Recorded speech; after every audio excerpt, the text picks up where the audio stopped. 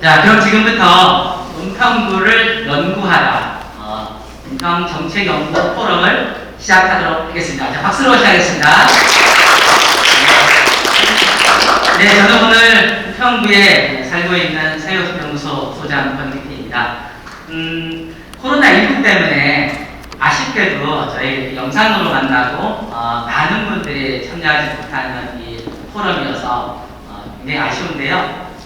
그럼에도 불구하고 은평구 정책연구단이 서울시에서 모범적으로 쭉 해왔어요. 뭘 했는지 오늘 짚어보는 시간이었으면 좋을 것 같고요. 작년에 은평구 정책연구단 성과 포럼을 했을 때요. 그때 나왔던 게 있습니다. 정책연구단이 가성비가 괜찮구나. 심지어 가심비도 괜찮구나. 이런 평가를 받았거든요. 또 많은 연구가 있었고요. 올 한 해 어떤 일이 있었는지 오늘 함께 토론을 함께 들어보고 토론을 해보도록 하겠습니다. 우선 시작하기 앞서서요. 사실 이 정치연구단 출범에 지대한 공헌을 해주셨고 역사를 만드셨던 분이죠. 우리 김희경 은평구청장님 모시고 인사 말씀 청하도록 하겠습니다. 박수를 모시겠습니다.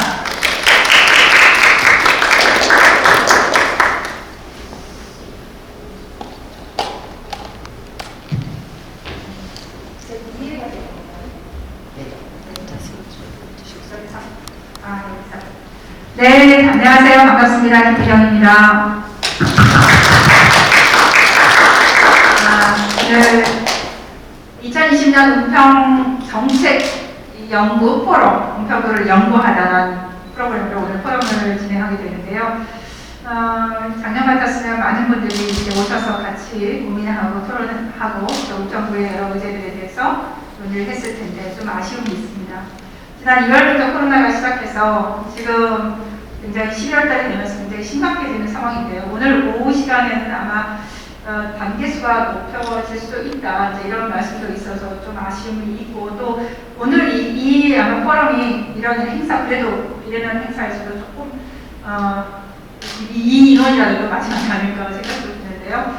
이런 과정 속에서도 은평정책연구단의 1년의 성과를 같이 공유하고 또 은평구를 어떻게 재단에 갈 수 있는지, 은평구를 어떻게 갖고 나갈 수 있는지, 어떻게 하면 은평구민과 함께 새로운 내일의 은평구를 만들어갈 수 있는지 우리 연구단에서 많이 고민하고 함께 하셨던 것 같습니다. 그동안 우리 연구단이 물론 개발하고 여러 가지 계획도 하고 또 미래의 발전, 미래 비전을 제시도 했지만 그와 더불어서 했던 일이 은평구 공무원들과 같이 함께 협업하는 것들을 상당히 많이 했습니다. 이게 많은 도움이 돼서 올해 은평구는 이 코로나 전국에도 가장 많은 성과를 내고 또 여러 기관에서 협상도 많이 받았습니다. 또한 예산도 많이 외부 예산 공모에도 당선이 돼서 그 은평구에 도움이 되셨는데요. 이게 다 우리 은평구정연구단 뒷받침해 주신 결과라고 저는 생각합니다. 그동안 우리 구정연구단을 많이 잘 이끌어주신 우리 김윤 단장님과 우리 연구단 여러분 학원한테 진심으로 감사의 말씀을 드리고 앞으로도 연구단이 더 멋진 연구단이 되고 은평구와 함께하는 연구단, 은평구와 함께 발전하는 연구단이 되기를 기원합니다. 은평구민 여러분께서도 은평연구단에 대해서 저도 많은 관심과 힘을 주시기 바라고요. 지금 코로나 전국에 많이 힘들고 또 12월 이제 마지막 주 굉장히 힘든 과정들 마무리들을 좀 잘해야 되겠지만 이 마무리가 예전 같지 않은 마무리들이라고 생각을 합니다. 지금은 멈춤의 시대라고 하죠. 우리 집 안에서 12월 말까지는 그래도 멈춤을 실천하면서 함께 이 고비를 같이 이겨나갔으면 좋겠습니다. 구에서도 더 열심히 여러분과 함께 하도록 하겠고요. 또 여러분들의 이런 지금 포럼이라든가 또 기타 은평구 홈페이지에 들어가면 그러니까 집에서 할 수 있는 여러 프로그램들을 많이 만들었습니다. 이런 프로그램들도 같이 함께 하시면서 시간들 보내시기 바랍니다. 연말 잘 보내시고 신년에 또 멋진 모습으로 같이 뵙기를 소망합니다. 고맙습니다. 네, 부총장님 감사합니다. 은평 정책연구단이 사실 상당히 부담이 큽니다. 부담이 큰 만큼 성과도 많이 냈는데요. 어떤 게 있었냐면 우리 부총장님 공약을 쭉 보면 그중에 공약사항 중에 이 은평구 정책연구소 만드는 게 있었습니다. 그리고 어떠한 주민들 만나서 대화를 나누거나 할 때 연구가 필요하면은 우리 은평 정책연구단을 통해서 연구를 심층적으로 하고 그거에 대해서 정책을 해보겠다. 이런 관심을 끊임없이 주시면서 우리 은평 정책연구단도 상당한 부담이 있었을 거라고 생각합니다. 그것이 지금까지 가장 독보적인 존재로서 이 은평 정책연구단이 있었던 그런 근거이기도 하고요. 일단 부총장님 관심 감사드리고요. 그러면 본격적으로 시작하겠습니다. 우선 제일 먼저 지난 은평 정책연구단이 어떤 일을 해왔는지 연구단 소개와 그 다음에 1년 동안의 운영 성과를 공유하는 시간을 갖도록 하겠습니다. 은평 정책연구단의 김미윤 단장님을 박수로 청하겠습니다.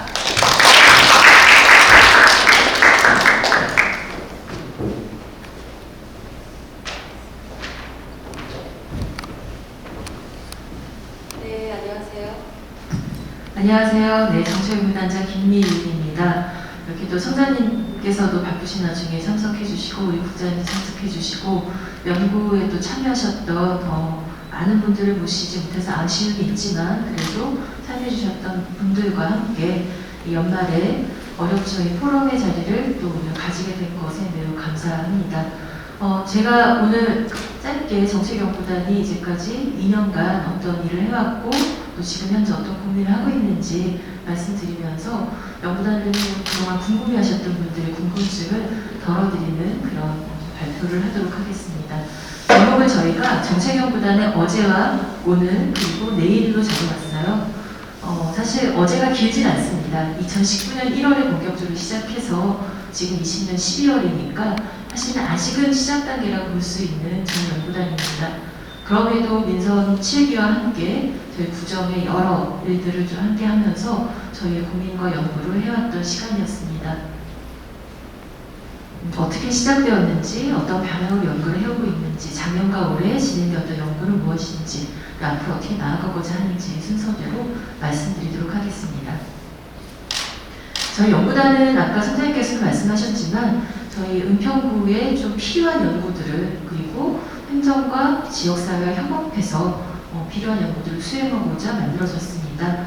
시작은 다른 자치구의 구정연구단에 비해 좀 빨랐습니다. 왜냐하면 민선 7기 공약으로 시작되었기 때문이거든요.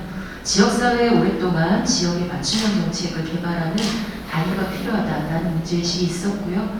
그다음 청장님께서도 구청장 준비하시면서 뭔가 조금 더 차원이 다른 정책에 대한 개발이 필요하다 이런 문제의식이 이제 연결이 되면서 저희 정책연구단이 시작이 되었고요. 2019년 1월에 저희가 정책관, 생활 SOC, 시민민주주의, 복지생태계, 컨처노믹스 이렇게 4명의 정책관을 시작을 하였고 서울연구원과 협약을 맺으면서 도시재생과 도시계획의 2분의 석박사 연구원을 파견으로 저희가 이제 연구단에 결합이 되면서 지금 현재 7명의 인원으로 구성되어 있습니다. 보시다시피 제가 연구단장을 하면서 시민민주주의 분야 정책을 연구하고 있고요. 지금 현재 7명 정도의 이제 인원이 행정 또 지원하시는 2명의 직원과 함께 진행되고 있습니다. 사실 50만 은평의 어떤 다양한 아젠다를 소화하기에 연구단의 규모는 그렇게 크진 않습니다. 저희가 이제 일당매개 정신이라고 또 그런 이제 마음으로 그리고 본인의 분야만이 아니라 좀 인적 분야까지 아우르면서 연구와 고민을 진행하고 있습니다. 저희 작년에 연구를 10개 진행했습니다. 다양한 분야 연구가 있었는데요. 장애인권, 이제 복지, 문화 여러 분야의 연구들이 저희 연구단 정책관과 연구원 개인의 선호나 관심 분야만이 아니라 행정과 연계하면서 어떤 연구가 필요한지 수요를 받아서 그리고 이걸 사업화시키는 것을 염두에 두면서 진행되었던 연구고요. 이 중에 상당 부분 조례 제정이라든가 지역의 사업으로 이제 활성화시키는데 연결이 된 그런 연구가 진행이 되었습니다. 그리고 이 연구를 하면서 바로 이 자리에서 작년에 12월 19일에 많은 분들을 모시고 포럼을 진행했습니다. 오늘은 소수만 참석하셨는데요. 이제 작년에 제가 기억을 더듬어 보면 이제 위아래 층 꽉 차서 다른 지역에서도 저희가 20억의 자치구 중에 처음으로 정책연구단 이름으로 포럼을 진행했기 때문에 많이 궁금해하시고 찾아봐 주셨습니다. 그래서 이제 저희가 연구단이 왜 시작되었는지, 어떤 고민을 하고 있는지 오늘과 비슷한 이야기를 각 연구자별로 발표를 했고요. 그 발표를 기점으로 해서 저희가 이제 연구가 또 마무리가 되었습니다. 올해는 14개 과제를 진행하고 있습니다. 조금 다양화된 것이요. 청년이라든가 여성과 같은 지역의 구체적인 정책 대상, 그리고 그런 어떤 현안에 대한 기초 연구, 그리고 정책연구단 자체의 고민을 담은 정책 역량 강화 방안에 대한 연구, 그리고 청소년이라든가 온라인 참여 플랫폼처럼 은평구가 자라나는 주민 참여를 좀 더 강화하기 위한 연구들, 그리고 은평구의 다양한 도시 계획과 도시 재생의 그런 사업들을 리뷰하는 그런 연구들까지 분야의 연구가 조금 더 심화되고 주제가 다변화되는 그런 방향으로 저희가 올해 14개 연구를 잡고 있고요. 좀 숨가쁘게 달려오고 있습니다. 지금 보시면 아시겠지만 저희 구성 대비 연구의 수가 꽤 많은 편입니다. 한 사람이 감당하는 연구가 좀 숫자로 따지면 좀 많은 편인데요. 이 가능했던 이유는 오늘 차례로 발표를 들으시겠지만 다양한 또 협업하는 과정 속에서 연구가 진행됩니다. 한 명이 하나의 연구를 책임지는 것이 아니라 지역의 관련 부서나 지역에 관련된 분들과 함께 협업형으로 연구가 진행됨으로써 이 연구를 좀 저희가 수요를 감당하는 구조를 가져가고 있습니다. 연구만이 아니라 저희 정책연구단에서 많은 또 다른 일들을 수행하고 있는데요. 이런 질문을 많이 받습니다. 정책연구단 논문을 잘 써가냐, 연구는 잘 돼가냐. 근데 저희가 페이퍼 쓰고 논문 쓰고 이것만 저희 일이 아니거든요. 지역에 어떤 일들이 벌어지고 있는지, 그 속에서 어떤 문제가 또 있는지 이런 걸 포착하고 연구를 연결시키기 위해서는 지역의 이슈의 흐름에 저희가 또 민감하게 이제 그 어떤 관심을 가져야 되는데요. 올해 7월 코로나가 한창이던 시기에 이대로 있을 수는 없다. 그래서 지역의 시민들의 목소리를 담아서 포럼을 진행했었습니다. 역시 소수의 인원으로 저희가 함께 했었지만 어떻게 각 시민들이 다양한 또 코로나에 맞아서 자기만의 방식으로 문제를 풀어나가고 있는지, 또 이것은 지역의 행정과 정책에 어떤 과제를 주고 있는지 이런 얘기들을 나눔으로써 저희가 포럼 2차례 진행하고 자료집을 발간하고 영상으로 찍어서 또 못 오신 분들과 공유를 했거든요. 저희 나름대로는 굉장히 애를 또 많이 썼는데요. 이렇게 소통을 하는 과정 속에서 연구단은 저희가 무엇을 고민해야 될 것인지 아는 그런 시간이 되었고요. 지역에서는 연구단의 존재와 함께 이렇게 풀어가면 되겠구나라는 실마리를 얻을 수 있었던 그런 시간이었다고 생각합니다. 또 올해는 특히 저희가 소통의 채널을 많이 하려고 노력하고 있는데요. 웹진 형태로 이메일로 발송되는 뉴스레터를 처음 제작을 했습니다. 내년에는 정기적으로 최소 분기당 한 건씩 이제 발송을 하려고 하는데요. 연구단의 현안 연구와 그다음 특히 하반기 저희가 코로나 관련해서 정책과제 발굴, 용역 연구를 수행하면서 또 거기서 얻어낸 그런 결과들을 간단하게 읽기 쉽게 이제 다시 한번 디자인을 해서 정책연구단 뉴스레터 이름으로 발간을 시작했습니다. 앞으로는 많은 관심 부탁드립니다. 저희 정책연구단은 지역의 싱크탱크를 지향합니다. 말이 좀 거창하긴 하지만 저희가 꾸준히 연구한 게 1년, 2년, 3년 쌓이게 되면은 지역의 많은 현안에 대한 데이터와 사람들의 의견을 모아내는 어떤 보물창고 같은 역할을 하게 될 수 있을 거라 기대하고 있습니다. 그리고 여러분들 만나다 보면요, 그 목소리들을 생생하게 저희가 또 느끼면서 뭔가 어떤 이제 책상에서만 앉아서 하는 그런 연구와는 좀 다른 차원의 그런 연구에 감을 잡게 됩니다. 저 역시도 연구단이 현장에서 살아 움직여야 된다 이런 것을 좀 뼈저리게 느꼈던 지난 2년이었거든요. 앞으로도 연구단은 현장과 함께 이렇게 움직이려고 하고 있고요. 그리고 특히 자치분권 시대에 지역마다 자기 정책이 있어야 된다 이런 문제의식이 있습니다. 이 말은 좀 거창하게 들리지만 아주 구체적으로는 우리가 골목단위 삶에 그리고 주민들의 어려운 점, 가려운 점을 긁어주는 그런 정책들이 필요한 시대인 만큼 정책연구단도 거기에 초점 맞춰서 연구와 고민을 진행하도록 하겠습니다. 은평이 더 나은 내일을 위해 민선 7기가 내일, 은평의 내일을 열어가자 이런 슬로건을 가지고 있거든요. 정책연구단 시향도 똑같다고 생각합니다. 더 나은 내일을 위해 은평구가 어떤 방향으로 나아가야 되는지 연구에 조금 더 앞서서 고민하고 많은 또 지역에서 과제를 주시면 더 많이 연구하고 기여하도록 하겠습니다. 네, 이상 정치연구단 지난 활동과 앞으로의 미래에 대한 보고를 마치겠습니다. 감사합니다. 네, 고맙습니다. 잠깐만요. 그냥 하시고. 올해 보니까 14개 연구를 하셨더라고요. 네. 지난해 10개였고요. 네. 14개 하는 게 어떻게 가능했어요? 사실 그 연구의 퀄리티, 질을 따지면 한 개, 두 개 정도의 연구를 깊이 있게 하는 게 더 좋다라고 생각하실 수 있어요. 저희가 이게 선택과 집중인데요. 좀 고민했습니다. 초기에 좀 다양한 분야의 연구를 두루 훑으면서 집중해야 될 것들을 찾아나가는 게 좋지 않을까 해서 초기 2년 정도는 좀 그렇게 하자라는 방향으로 자연스럽게 합의가 됐던 것 같고요. 더 많이 하기 사실 어렵습니다. 근데 사실은 구에는 너무 다양한 아젠다가 있어서 또 더 많이 하길 원하시는 분들도 계실 거예요. 저희가 조금 더 효율성을 배가하는 방안에 대해 고민 앞으로도 해보겠습니다. 네, 고맙습니다. 이따가 다시 말씀 나누시죠. 네, 말씀 잘 들었습니다. 제가 서울의 구정연구단이라든가 서울연구원에서 하고 있는 거를 좀 지켜보거든요. 그런데 은평정책연구단이 다른 자치구한테 비용을 사요. 왜냐하면 작년 이맘때쯤 처음으로 구정연구단들, 우리는 정책연구단이죠. 이 성과 발표회를 처음 했던 거예요. 그때 많은 자치구 다 와서 보는 거예요. 그래서 그 순간 저한테 했던 말이 뭐냐면요. 우리 구청도 저런 거 해야 되나 봐요. 은평이 시작했네요. 이런 것들. 그 다음에 은평이도 과제를 굉장히 많이 했거든요. 그러니까 다른 자치구에서도 너무 비교돼서 이거 어떡하지? 막 이런 것들 그런 게 있었고요. 사실은 저도 가까이서 쭉 지켜보면서 정말 연구를 굉장히 많이 했구나. 게다가 구청장님이 관심을 계속 갖고 말씀을 하시는 거예요.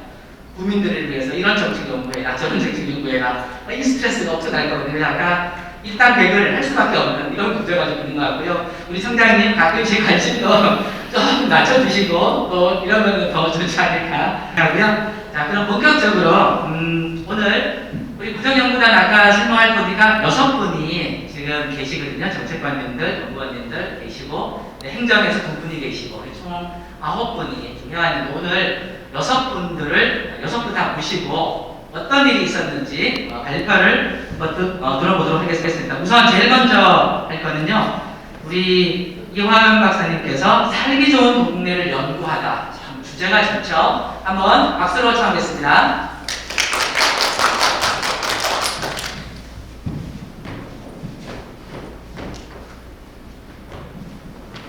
네, 안녕하세요. 저 정책연구단의 연구원 이화연입니다. 원래대로면 앉아서 발표하는 거라 앉아서 발표 진행하겠습니다.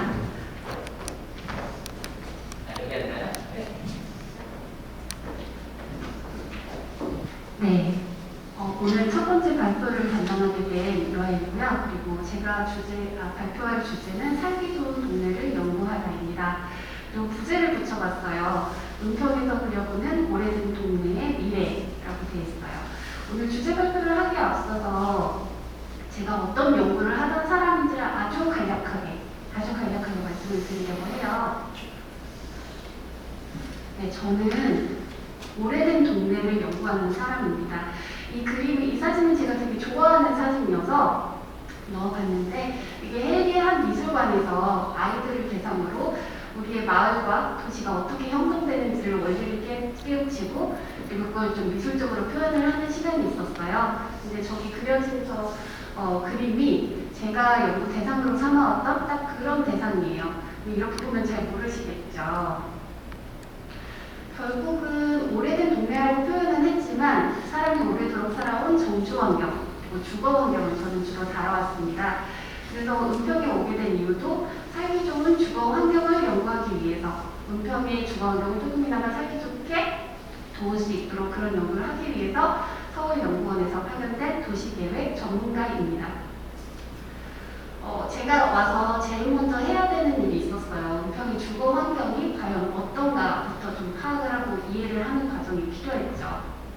그래서 은평의 주거가 주택이 어떤 유형이 맞는지부터 먼저 좀 찾아봐야 됐어요. 근데 아파트, 다세대, 다가구, 단독 이렇게 보면 너무 색깔이 많아서 보기 힘드실 것 같아요. 근데 이렇게 보시면 좀 이해가 되실 것 같은데 위에 푸르스름한 색깔로 되어 있는 거는 보충주택이에요.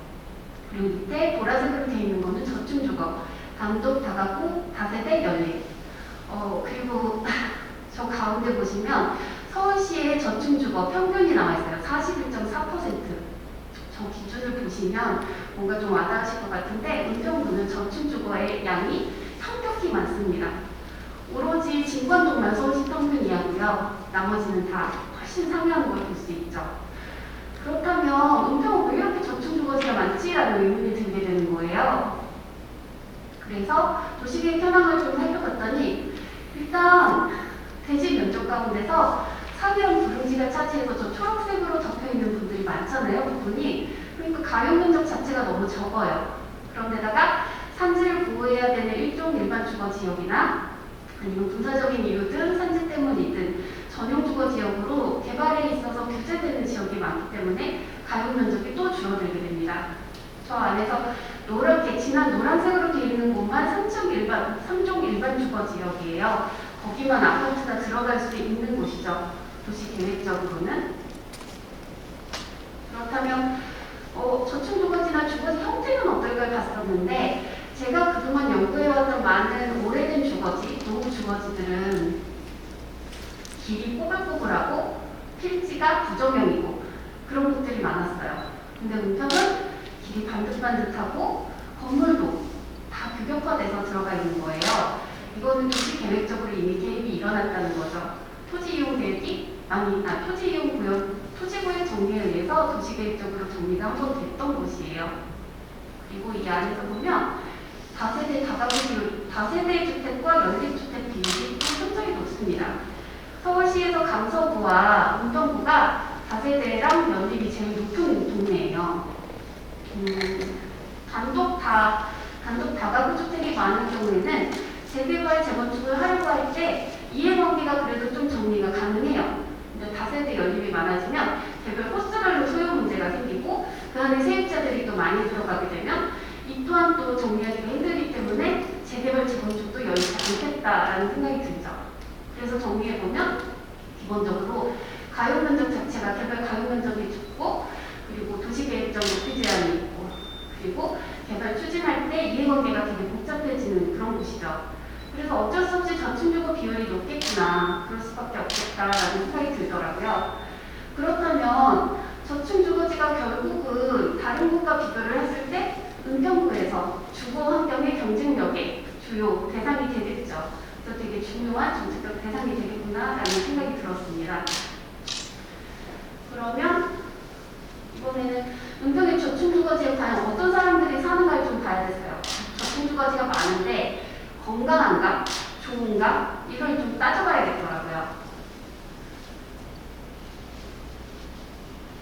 그래서 보시면 이거는 저층주거 비율이 동별로 가장 많은 곳들을 비율별로 좀 이렇게 정리해 놓은 것이에요. 가장 진하게 나타날수록 저층주거지가 많은 곳입니다. 불광 이동이라던가 역촌동이라던가 가든 1동. 여기 가운데 붉게 칠해진 곳을 좀 잘 유념해서 봐주시길 바래요. 다음에 나온 것은 은평구청 사이트에서 제공되어 있는 통계자료에서 은평구의 행정분별 기초생활수급자가 어디가 많은지를 좀 보여주는 자료예요.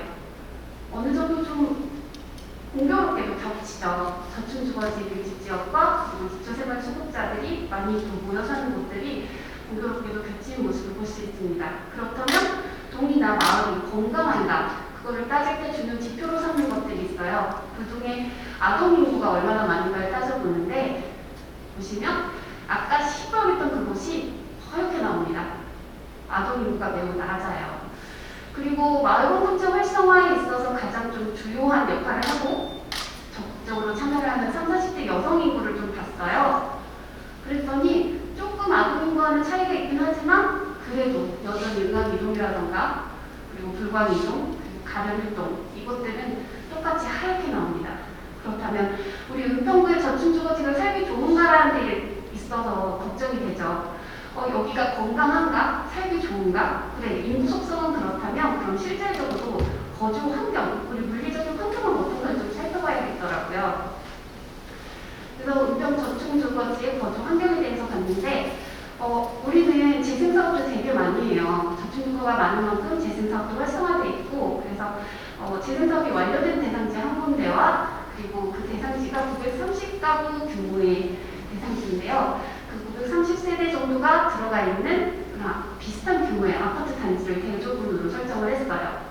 그래서 살기 좋은 걸 좀 파악하는 데 유리한 게 생활 편의시설이 얼마나 고루 분포해 있는가를 볼 수 있잖아요. 그래서 은평구의 지도에 생활 편의시설을 쫙 전부를 뿌려보고 그리고 대상지로 삼는 두 군데를 반경 200m, 반경 400m까지 어떤 시설들이 들어와 있는지 좀 살펴봤어요. 근데 이렇게 보면 우리 구에서 관리하고 공공에서 관리하는 시설들 대상으로 되어 있기 때문에 별로 차이가 안 느껴지는 것처럼 보여요. 근데 여기 일단 재생사업지 같은 경우에는 맨 아래 지역과 경계의 맨 아래와 맨 위쪽에 어린이 놀이터가 있고요. 경로당을 가려고 하면 이웃 블럭으로 가서 도로를 건너가야 갈 수 있는 구조를 보이고 있습니다. 그리고 아까 크게 봤던 그 지도에서 크게 차이가 안 느껴지죠. 그런데 아파트를 보면요. 우리가 공공에서 관리하지 않는 어린이 공원이 아니라 어린이 놀이터가 200m 반경에만 6개가 보이고요. 한 가운데 어디서라도 접근할 수 있는 경로당이 들어가 있습니다. 그리고 어린이 보육시설도 단지 내부에만 여러 개가 있는 걸 볼 수 있죠. 그렇다면 양쪽으로 그러면 접근성은 좀 다른가? 그렇게 봤을 때 이 대상지에 아까 맨 아래와 맨 위에 있던 어린이 놀이터를 보면 맨 아래 지역에 있는 거는 조금 협소하지만 작은 규모로 그래도 위치가 잘 접근해 있는데 꼭대기 지역에 있는 곳에서 또 계단을 타고 올라가야 어린이 놀이터를 접근할 수가 있습니다. 그리고 여기 사진에서 보면 색칠이 되어 있는데요. 위로 빨간색으로 갈수록 점점 경사가 가파른 지역이에요. 우리 은평구에서는 보행 약자들을 위해서 이런 교통지도를 제공하고 있어요. 근데 거기 나타난 이 대상지를 보면 온통 교통약자를 가기 어렵다고 빨갛게 표시가 되어 있죠. 옆에 저 경사지 사진을 보셔도 체감하실 수 있을 거예요. 어린 아이를 데리고 유모차를 태워서 저 산꼭대기까지 올라간 다음 거기서 계단으로 또 올라가는 놀이터를 과연 갈 수 있을까요? 아니면 어르신들이 저 밑에서 저 위까지 또 올라갈 수 있을까요? 접근성이라던가 이런 질적인 부분에서 우리가 고려를 하지 못했다는 걸 알 수 있습니다. 재생사업 자체를 지금 부정하는 게 아니라 기존의 방식에서 뭔가 우리가 놓치고 있었구나라는 걸 좀 이걸 통해서 확인할 수 있었던 것 같아요. 그래서 은평의 저층주거지 거주환경 개선을 위해서 연구를 어떻게 진행을 할까 하다가 다음에 3가지 연구로 이제 진행을 했습니다. 하나만 갖고는 극복할 수 없는 문제들이기 때문에 아파트 단지 설계 같은 경우에는 그 안에 여러 목표를 갖고 전략을 갖고 디자인을 수립을 해요. 그런데 우리 재생사업 같은 경우에는 혹은 주거환경 개선사업 같은 경우에는 그 안에서 문제시 되는 것들을 일단 해결하기 위해서 대응하는 위주로 사업이 진행이 되게 돼 있죠. 그렇다면 좀 더 나아가야 할 좋은 주거지가 되어야 할 그런 방향성에 대한 부분은 우리가 생각지 못하고 그냥 일어나게 됩니다, 사업이.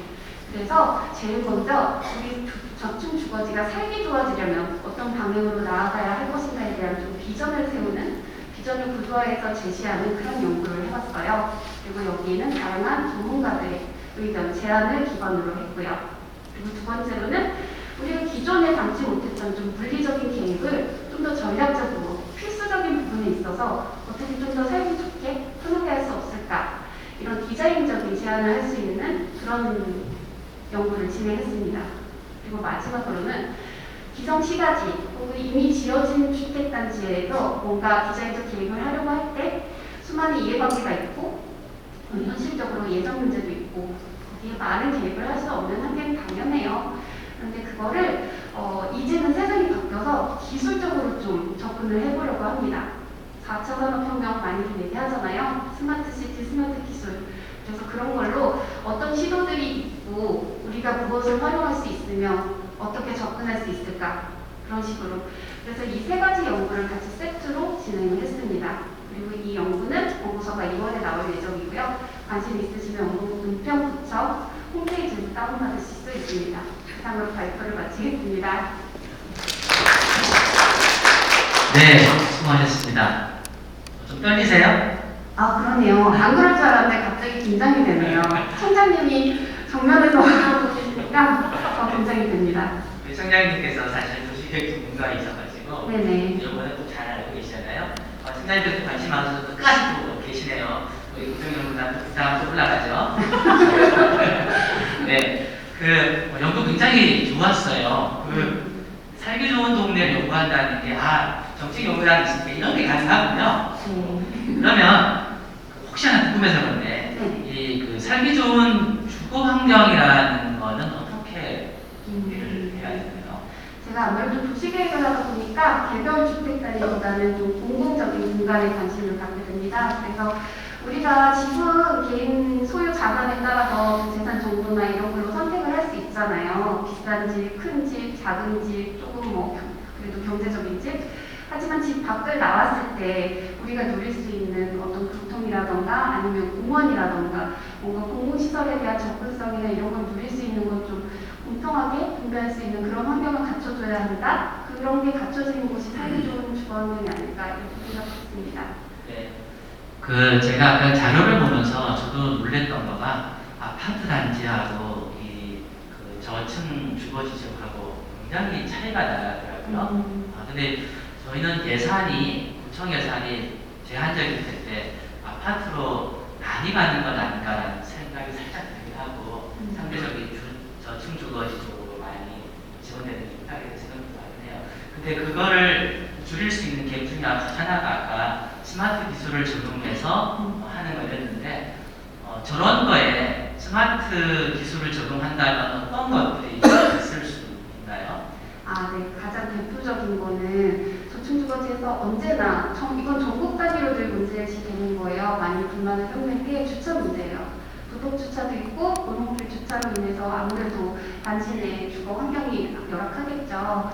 그런데 예전에는 주차 공간이 부족하면 벽면이 부족하다고 하면 벽면을 짓는, 그래서 그 벽면에 예산을 확보하고 그런 건물을 짓고 유지관리비가 투입되는 그런 식의 접근을 했지만 최근에는 그래도 데이터를 공유하고 그걸 효율적으로 활용하려는 움직임이 있잖아요.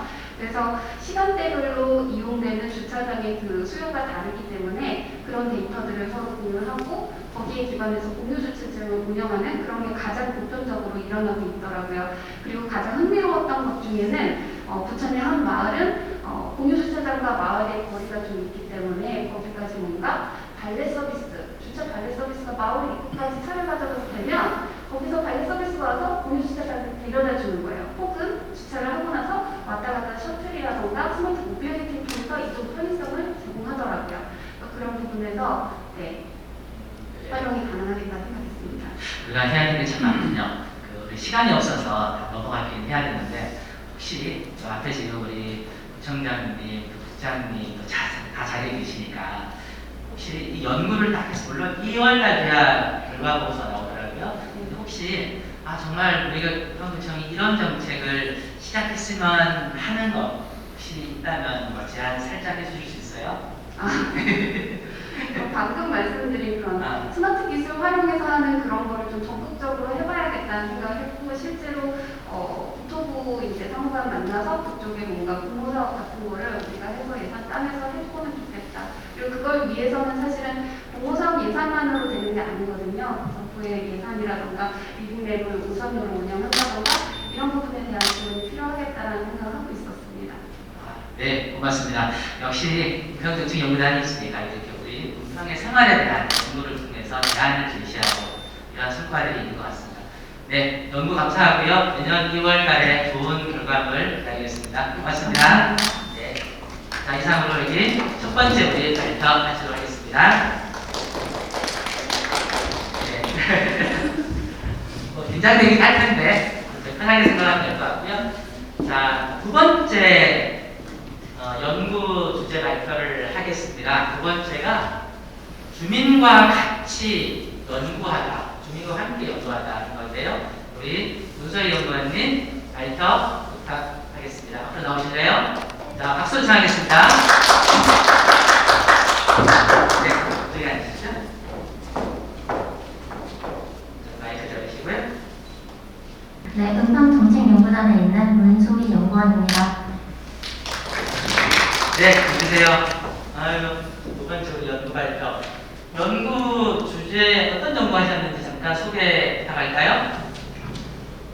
네.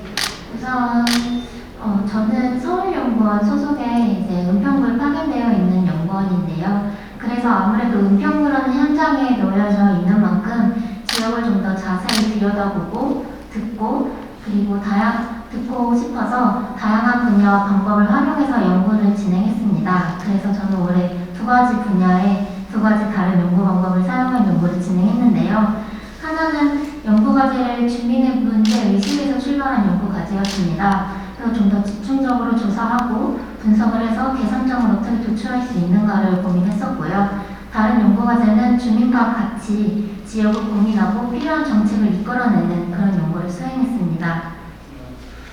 사실 이 은평 정책연구단이니까 가능한 건데 주민의 문제의식에 출발하고 주민과 함께 연구한 사실 이게 지역 연구의 첫 번째 아니에요, 그죠? 그러면 주민의 문제의식에서 출발했다는 것이 어떤 과정으로 했다는 거예요? 우선 제가 주민의 문제의식으로 출발했던 연구는 작년 연구과제랑 이어지는데요. 제가 작년에 관리형 주거환경 개선 사업 마을을 대상으로 연구를 진행했었습니다. 거기에 5개 마을의 주민분들을 듣고 인터뷰를 진행했었는데 주민분들이 이제 도시재생이랑 이제 각자의 집에 대해 이런 말씀들을 해주셨습니다. 첫 번째는 내 잠자리가 편해야 되는데 우선 내 집이 무너지고 있는데 길만 닦아놔서 무슨 소용이 있나 라는 말씀이 있으셨고요. 이제 자기 집뿐만 아니라 가까운 이웃만 봐도 너무 열악한 주거환경인 경우가 많다. 그래서 그 집에 직접 들어가 봐서 확인을 하고 실질적인 문제가 무엇인지 알아야 된다라고 하셨습니다. 그리고 이뿐만 아니라 주택 문제를 자발적으로 해결하기 어려운 경우가 많기 때문에 거주자의 안전이나 건강 등을 위해서도 주택 개선을 적극 도와야 된다는 주민분들의 말씀이 있었습니다. 이렇게 주민들이 직접 저희 연구자뿐만 아니라 주민분들이 직접 도시재생 사업에서 각자의 주택 상태가 나아지는 것 그리고 이렇게 주택 상태가 나아지기 위해서는 실제적으로 주택을 확인하고 그리고 그거 개선을 돕는 거에 필요성을 인지하고 계셨고요. 그래서 저는 올해 은평구 도시재생 사업지 내에서 이제 거주 가구들, 특히 거기에서도 주거 취약 가구의 현황이 어떤지를 확인하고 거기에 맞는 개선 방안이 무엇일지를 함께 고민했습니다. 그렇군요. 실제로 주민들의 의견을 수렴하니까 이런 연구 구체적으로 할 수 있고 그러면 그분들의 집도 직접 가셔가지고 보신 거였죠? 네. 그래요? 그러면 혹시 한번 좀 소개를 해주실 수 있어요? 집을 소개해드려요? 죄송합니다. 제가 당황스러웠어요. 실제로 연구했던 그 과정들에 대해서 여기에 대해서 잠깐 한번 소개해 줄 수 있는 거죠? 올해 연구과제를 네. 말씀하시는 네. 거죠? 아무래도 이게 작년도는 코로나19가 좀 나오기 전이었고 해서 직접 주민분들 인터뷰를 하다 보면 그 집에 댁에 가서 같이 지켜보고 같이 살펴보고 이야기를 나눴는데요. 올해는 그게 불가했습니다. 그래서 아쉽게도 작년도에 주민분들이 말씀하셨던 부분들 이런 거를 감안해서 설문조사로 그렇게 같이 풀어냈습니다. 그렇군요. 그러면 그 연구에 대해서 이제 했던 연구를 간단하게 소개를 해 주시면 좋을 것 같아요. 네. 우선 본 연구를 통해서 살펴보고자 한 거는 크게 3가지로 말씀드릴 수 있는데요. 그래서 은평구 도시재생 사업지 내에 주거 취약 가구의 현황이랑 특성은 어떠한지를 우선 살펴보았고 그리고 그 가구들이 주거환경 개선을 하기 위해서 어떤 거를 요구로 하고 필요로 하는가를 봤습니다. 그래서 이 2가지를 다 종합적으로 분석해서 어떤 개선 방안으로 주거환경을 개선할 수 있을까를 최종적으로 고민했습니다. 그래서 좀 전에 말씀드린 것과 같이 그래서 은평구 도시재생 뉴딜 사업지 주민 300명을 대상으로 주거 특성, 주거환경 개선에 대한 인식 및 요구를 확인하는 설문조사를 수행했습니다. 그럼 그런 설문조사 쭉 하니까 이 주민이 인식하는 문제 해결하기 위한 방향이라든가 은평구의 도시재생의 방향 이런 것들은 어떻게 잡으면 될까요? 우선 그 조사를 통해서 나왔을 때 이제 주택뿐만 아니라 이제 그 안에 살고 있는 가구들의 유형에 따라서도 많은 차이가 나타났어요. 우선 연구자의 관점에서 그 유형에 따라서 이분들에게는 이런 게 필요하고 이분들에게는 이런 거를 조금 더 보완하면 좋겠다. 이런 거를 살펴보는 연구였고요. 그래서 그 다음으로 어땠는지 그거를 좀 말씀드리고자 합니다. 네, 구체적으로 어떤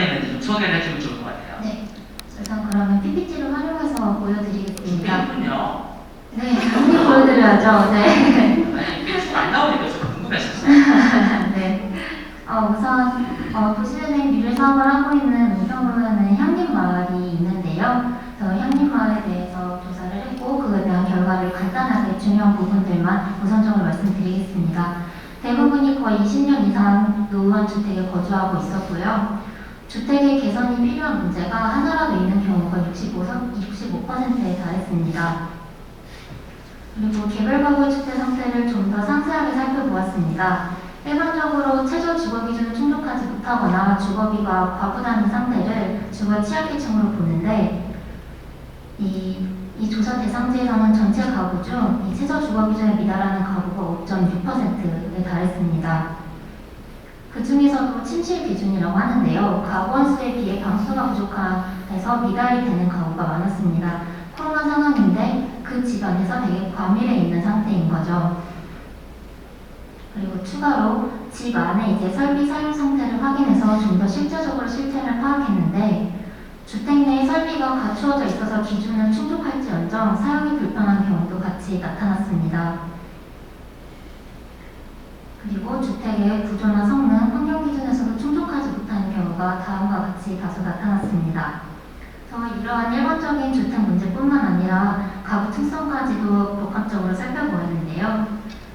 조사 대상자 과반 이상이 주거비 부담을 느끼고 있었고 임차자의 경우 월 소득에서 주거비가 평균 약 50%를 차지하고 있는 실태였습니다.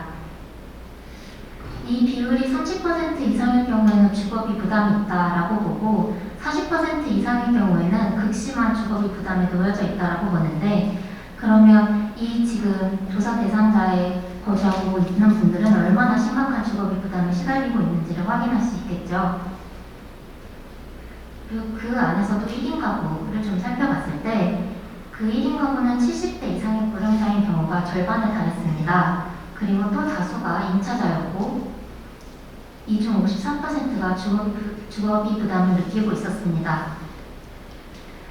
1인 가구의 경우 현재 주택 상태 평가랑 전반적인 주거 만족도가 1인 가구가 아닌 경우에 비해 상대적으로 더 낮았고요. 주택 개선이 필요한 부분도 또 다르게 나타났습니다.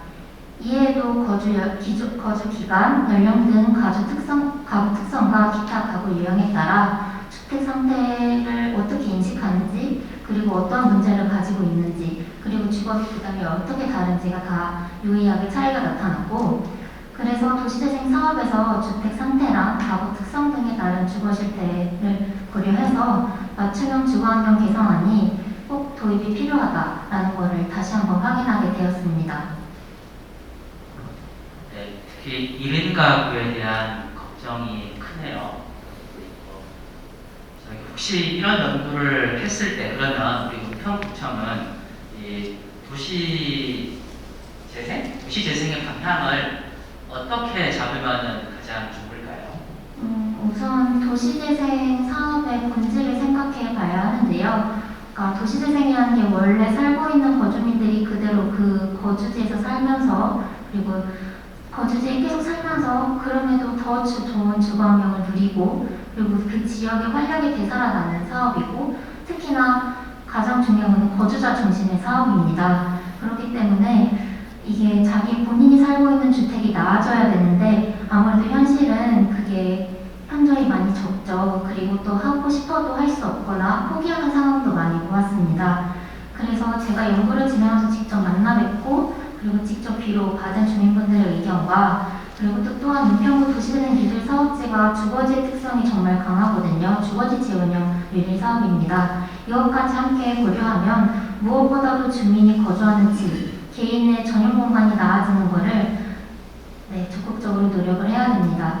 그래서 이 전용 공간이 나아지려면 앞서 말씀드린 주거 실태와 같이 이런 거를 함께 조사를 같이 해서 주택의 현재 상태랑 가구의 특성을 종합적으로 그리고 면밀하게 파악하고 검토해야 그 개별 가구에 맞는 거기에 딱 적합한 실효성 있는 지원 방안이 도출될 것이고요. 그래서 개별 가구가 가장 주거 안정을 확보할 수 있는 그런 저층 주거지로 살기 좋은 저층 주거지로 변화할 수 있다고 생각합니다.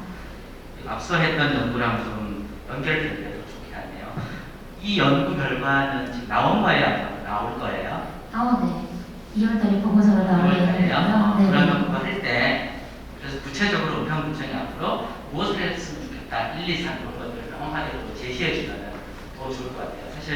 주민들의 의견에 출발해서 한 연구였고요. 그리고 이걸 가지고 주민들도 참여해서 하는 연구도 있었던 거죠.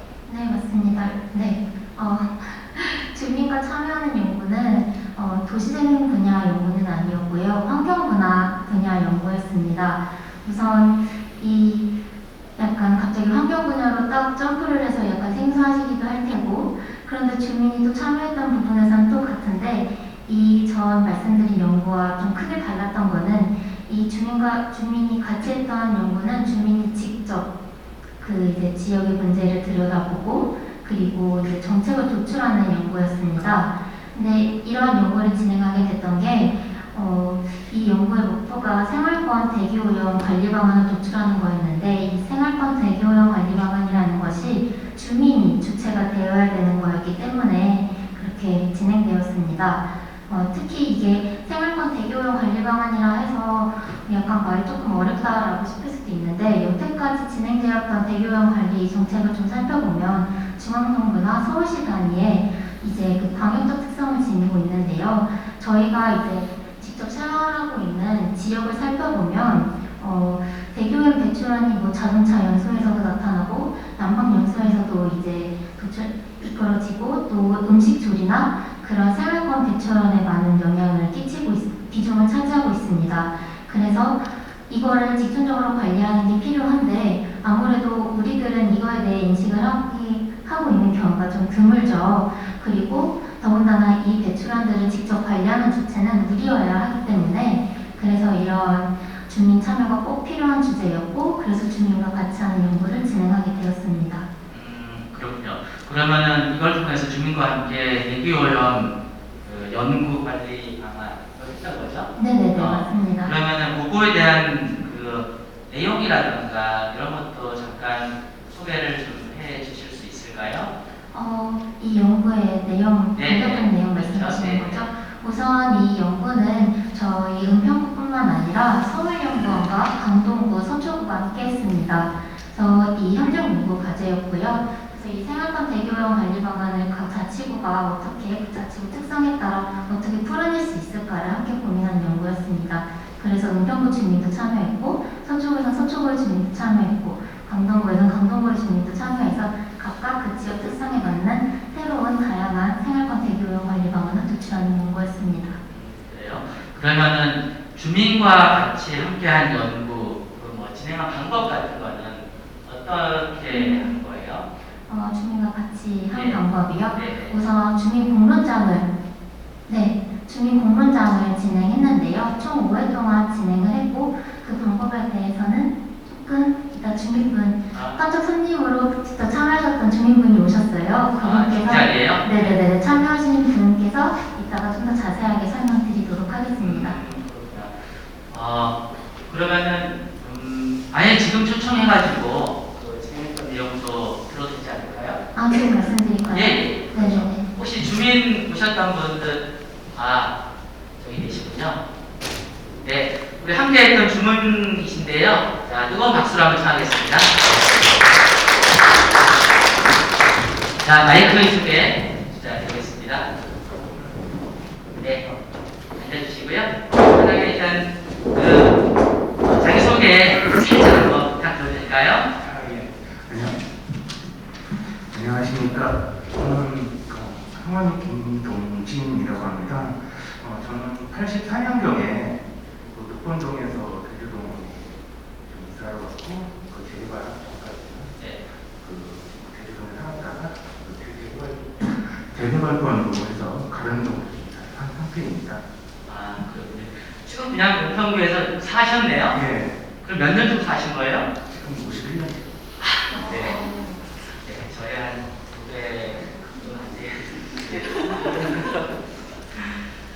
900 공론장 하셨다고 그러는데, 공론장 운영 내용과 이런 것들 설명을 좀 해주실 수 있어요? 예. 공론장은 제가 저 같은 경우 좀 처음이어가지고 긴장도 했고 그랬었는데, 공론장 와보니까는 대기업 관련해가지고 정보를 많은 정보를 습득할 수 있어서 참 좋았다고 생각합니다. 그 관련 동영상 그리고 추천과 연구원들이 제시된 자료들을 제가 많이 참고를 할 수가 있어가지고 상당히 좋았습니다. 아, 그렇군요. 그럼 그거 할 때, 그래도 이런 기회는 처음이셨죠? 네, 처음이었습니다. 그럼 가장 기억에 남는 것들이 어떤 게 있었어요? 가장 기억에 남는 거는 우선적으로 제가 낸 안건이 채택이 됐다는 게 가장 기억에 남아서고요. 예. 약간 사실이 들어간 거죠? 네, 맞습니다. 그리고 일단은 제가 몰랐던 부분들을 알 수 있는 방향, 이런 부분은 좀 필요하다라는 부분들을 느끼게 해줄 수 있는 그런 시간이었어요. 그래서 5회 동안 참여를 하면서 그 시간이 좀 즐겁기도 하고 어떨 때는 좀 두렵기도 했습니다. 그 두렵다라고 하는 거는 제가 낸 의견이 어느 정도 좀 도움이 됐으면 하는 그런 바람이었는데 도움이 안 됐으면 어떨까라는 그런 생각이 좀 들기도 했었고요. 네, 그렇군요. 혹시 우리 문수 연구원님, 아까 우리 지금 이거 연구했던 내용 중에 자료 준비한 거 혹시 더 있어요? PT로 준비하거나 이런 건 없습니까? 논의 진행하셨던 부분들 말씀하시는 건가요? 네, 지금 여기 아마 지금 시청자들께서 보시는 과정에서 이게 어떤 연구였을까 이게 또 살짝 궁금하거나 그럴 수 있어가지고 화면이 준비된 게 있으면 보여주시면 어떨 것인가요? 좀 보이실까요? 우선 1차부터 총 5회차 진행하는 동안 어떤 주제로 진행되었는지 그리고 그거에 대한 간단한 설명이 나와 있는 화면이고요. 이걸 조금 제가 구현해서 설명을 드리는 게 좋겠죠. 네, 지난 8월이랑 9월에 주민 총 10분과 같이 대교형 관리 방안 도출을 위한 공문장을 5회 진행했고요. 이게 아무래도 토론이랑 수기 과정이 필요하다 보니까 이 5회 모두 오프라인 방식으로 진행했습니다. 그런데 이제 코로나19 상황이랑 주민분들의 의견을 적극 반영해서 일정을 조정하면서 운영했고요. 그리고 또 주민 5분씩 나누어서 2개 테이블로 나누고 소규모로 진행했습니다. 그리고 여기서 또 그러면 주민 10분은 어떻게 모집을 해야 하는가 좀 궁금하실 수도 있을 것 같아요. 그래서 이 참여해주신 선생님들 10분은 관련 전문가랑 유관기관의 추천자 중에서 이제 저희가 집중 논의 대상지에 거주하는지 여부랑 그리고 대기오염 및 환경 관련 활동 경험이 있는지 이런 것들을 이제 다각도로 검토해서 선정했습니다. 그리고 여기서는 이제 논의를 활발하게 도와주는 역할인 퍼실리테이터 두 분과 그리고 이제 아무래도 대기오염에 대해서 저희도 좀 잘못된 인식 그리고 그런 정보들을 가지고 있는 게 많습니다. 그래서 이 부분들을 좀 조금씩 피드백을 해줄 수 있는 대기오염 관련 전문가이신 교수님 한 분이 같이 논의에 참석했었습니다. 김동주 선생님 처음에 이런 제안 받았을 때 처음에 어떤 생각이 드셨어요? 이게 뭐지? 혹은 나에게 이런 기회가 오네? 뭐 이런 거 어떤 마음이 처음 드셨나요? 왜냐하면 이런 연구를 또 하게 되면 다른 우리 국민들도 같은 생각을 할 수 있을 것 같아서요. 처음에 그런 제안을 받았을 때 좀 떨렸어요. 제가 그동안 그런 은평구에만 이렇게 살다 보니까 오래 살다 보니까 이런 계획이 오는구나라는 생각도 들었지만 그것보다는 이게 이런 게 왜 나한테까지 왔지? 라는 그 생각과 함께 내가 과연 무엇을 할 수 있을까? 라는 게 있었고 그 덕에 여러 가지 자료를 좀 찾아보게 되더라고요. 그 점이 상당히 좋았던 것 같습니다. 처음에 내가 뭘 할 수 있을까라는 걱정도 있었다는 거잖아요.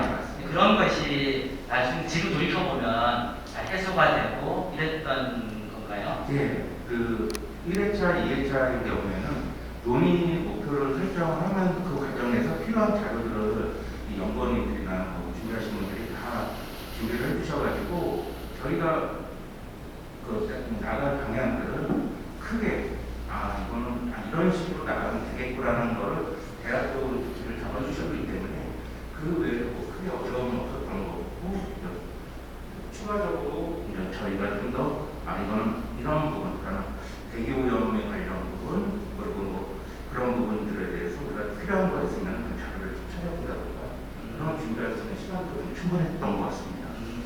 그럼 앞으로 다른 연구할 때도 국민들이 내가 잘 모르지만 나는 은평구에서 30년, 50년 살았어 라고 했을 때는 충분히 기여할 수 있는 부분이 크고 함께할 수 있는 그런 가능성이 있는 거네요.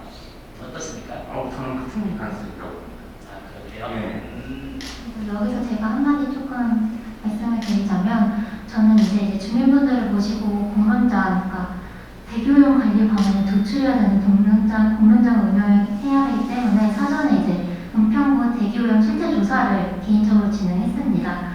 거기를 보면 정말 이제 수치적으로 대교용 실태를 조사한 거죠. 그래서 그걸로 논의 대상지 주요 논의를 해야 된 대교용 집중 관리가 필요한 구역을 뽑아내고 그걸 이제 지도로 선생님들한테 전달해 드리고 그걸 이제 같이 말씀을 나누는 과정에서 분명히 여기는 대교용에 문제가 있을 거라고 생각하지 못한 부분인데 주민분들은 딱 아시더라고요. 여기에 이런 문제 때문에 누가 피해를 받고 있고 이거를 해결하기 위해서는 누가 같이 그걸 결합을 해가지고 노력해야 된다. 이런 말씀을 듣는 순간 정말 내가 했던 거는 책상에 앉아서 그냥 소리만 봤던 거구나라는 생각이 들 정도로 이래서 관리 방안 이제 정책을 도출하는데 그 지역에 살고 계신 주민분들이 직접 말씀을 내주셔야 된다라는 걸 다시 한번 중요하게 생각했었습니다. 지금 말씀 들어보니까 사실 우리 정책연구단의 전문성과 우리 지역 주민의 현장성이 다 결합했을 때는 주민에게 구에 맞는 정책이 나올 수도 있다. 그런 것들을 가능성을 찾았네요. 맞습니다. 마지막으로 혹시 김동주 선생님 혹시 이게 참여하시면서 전체적으로 소감 한마디 한번 여쭤봐도 될까요? 좀 전에 말씀드린 것처럼 공론장은 처음이라 떨리기도 했고 기대도 했고 두렵기도 했습니다. 그리고 제가 이거를 준비하면서도 제가 조금이라도 도움이 되었으면 하는 바람으로 참여한 것 같습니다. 그러나 이걸 좀 하다 보니까 준비 과정이랄까 제 개인적으로 좀 준비하는 그런 과정들이 좀 부족했던 걸 좀 느꼈고요. 그리고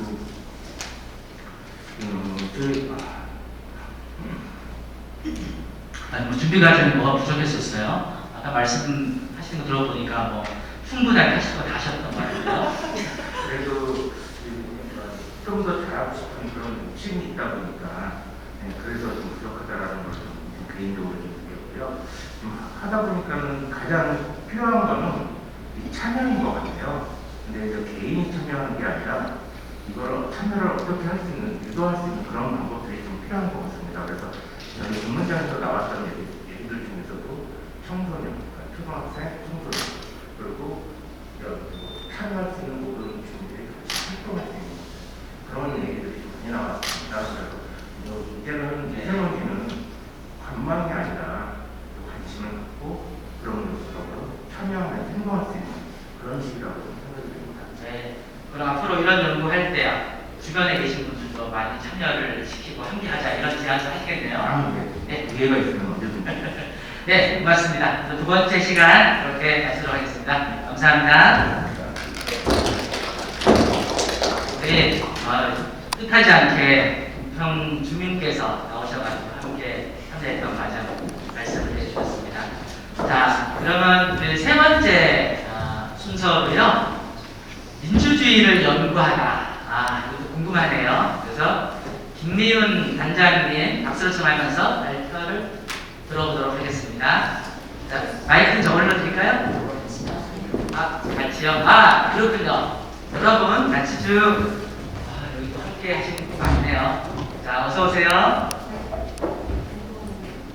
네. 민주주의 연구는, 네. 마이크 드시고요.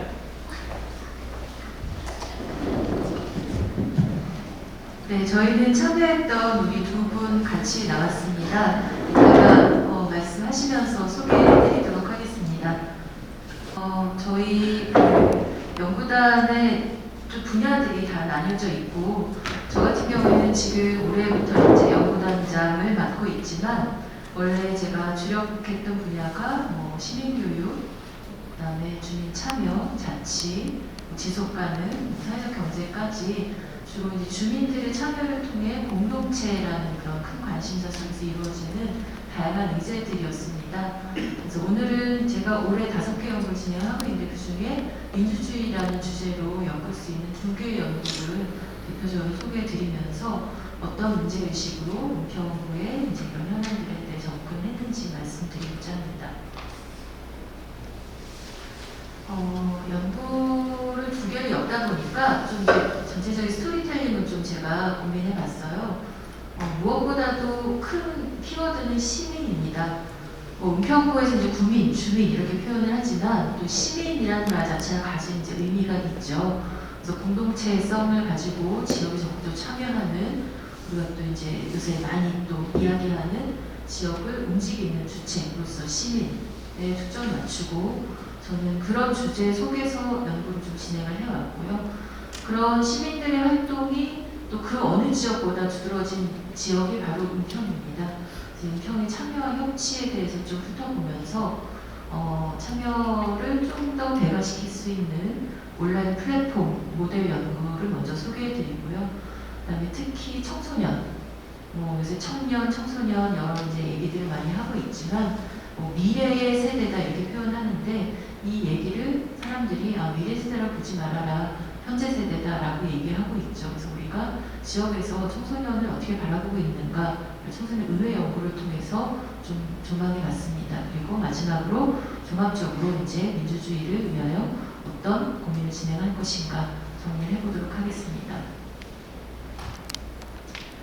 작년 포럼에서도 이 사진을 썼어요. 여전히 유효합니다. 오히려 더 존재가 묵직해졌죠. 작년에 제가 시민민주주의 분야를 소개하면서 이 사진을 썼던 이유는 그 어떤 전문가나 정책 결정자가 아니라 한 명의 시민이 자기 삶에서 나오는 그 목소리가 가장 의미 있고 가장 또 절실하다, 이런 얘기를 하면서 제가 이 툰베리 사진을 썼습니다. 올해도 똑같은 맥락에서 이 사진을 또 쓰게 돼요. 특히나 우리가 코로나 기후위기 올해 너무나 절실하게 느끼고 있고, 그리고 실제로 현재를 살아가고 있는 시민들의 목소리에 귀를 기울여야 될 필요성을 저희가 느끼고 있습니다. 작년에 저희 이제 은평에도 와주셨던 헬레나 노르베리 호지 같은 경우에는 로컬의 중요성을 일컫고 있고요. 특히 청사님도 올해 이제 로컬 뉴딜 이런 표현을 하셨는데, 은평 같은 골목과 지역에 천착해온 이런 이제 공동체에서는 지역에서 어떻게 구체적인 삶을 바꿀 것인가에 대한 고민이 필요하고, 이것을 누가 할 것인가 했을 때 저는 시민이라고 보고 있습니다. 그리고 이런 것을 만들어 나가기 위해서는 특정 누군가가 공부해서 이끄는 것이 아니라 모두의 역량이 올라가야 되죠. 그래서 우리가 시민교육이 필요하다, 그리고 시민들이 서로 토론하고 지역의 의지를 발굴하는 게 중요하다라고 하는 이유가 여기 있다고 보고요. 그랬을 때 우리는 세상을 바꿀 수 있다고 봅니다. 대한민국은 계속 시민들이 세상을 바꿔왔고요. 은평도 지금 많은 시민들이 은평을 바꾸고 있다고 저는 생각합니다. 은평의 참여 협치도 올해 참여해서 10주년 협치도 의미 있는 성장을 거듭하면서 다양한 기념 행사를 치렀고요. 코로나 시기에도 이 관심은 여전히 뜨겁습니다. 주민참여 예산, 이렇게 얼마나 많은 사람들이 모였는지 기억을 좀 하지 못할 정도로 올해 코로나가 많이 이제 저희를 또 강타하고 있지만, 유니버설 디자인, 지역의 다양한 의견들을 모으는, 그리고 누리축제, 또 음악 목소리, 부산동 도서관 마을처럼 축제, 도서관, 다양한 영역에서 때로는 건물을 짓고 때로는 사람들과 교류하는 이런 모든 것들을 시민의 힘으로 직접 만들어 온 것이 은평의 역사입니다. 최근에는 코로나 때 돌봄이 더 중요한 이슈가 되고 있는데요. 지역에 돌봄을 스스로 만들어내자라고 하는 그런 움직임도 의미 있게 일어나고 있습니다. 이런 기운들을 제가 소개해드린 이유는요, 제가 민주주의를 연구하다라고 표현을 했지만, 이것이 그냥 저의 개인적인 관심사가 아니라 은평이 이제까지 우리가 앞으로 어떻게 함께 살 것인가를 쭉 고민해온 그런 흐름 속에 연구가 있다는 것을 설명드리고 싶어서입니다. 참여해서 10년, 올해 코로나 때 온라인으로 저희가 주민총회를 진행했습니다. 특별한 툴이나 어떤 시스템이 있지 않았고, 기존의 툴을 활용해서 저희가 뭔가 퍼실리테이터의 역량을 통해서 주제별 공론장 진행을 했는데요. 그걸 하면서 저희가 느꼈던 부분은 지역의 시민들이 더 많이 서로 이야기할수록 더 좋은 아이디어가 만들어진다는 것이었고요.